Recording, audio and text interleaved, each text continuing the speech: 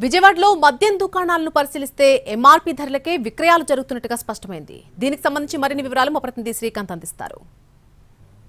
మద్యం విక్రయాల అంశానికి సంబంధించి ఆ ధరల విషయంలో ఏపీ ప్రభుత్వం అయితే కఠిన నిర్ణయం కూడా తీసుకుంది. ఎంఆర్పీకి మించి అమ్మకాలు జరిపితే కనుక వాళ్ళకి మొదటి విడతలో 5 లక్షల రూపాయలు జరిమానా విధిస్తామని చెప్తా ఉంది. మరోవైపు అదేవిధంగా రెండోసారి కూడా ఎంఆర్పీ కంటే ఎక్కువ ధరలకి విక్రయాలు జరిపితే కనుక వాళ్ళ లైసెన్స్ని కూడా రద్దు చేస్తామని కూడా చెప్పింది. ఇక బల్ట్ షాపుల విషయంలో కూడా ఇదే విధమైన నిర్ణయాన్ని కూడా చెప్పిన నేపథ్యంలో ఎంఆర్పీ ధరల అంశం అనేది ఇప్పుడు చాలా కీలకంగా మారింది.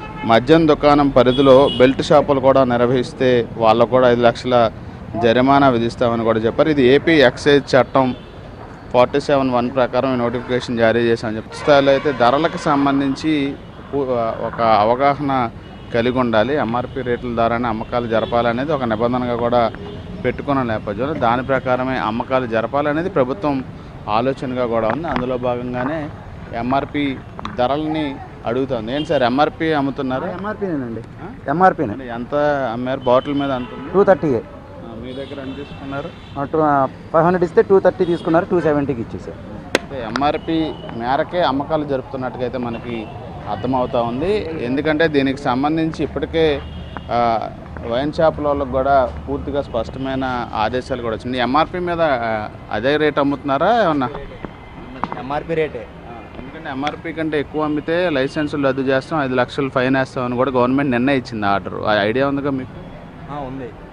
ఎంఆర్పీ రేటుకి అమ్ముతా సార్.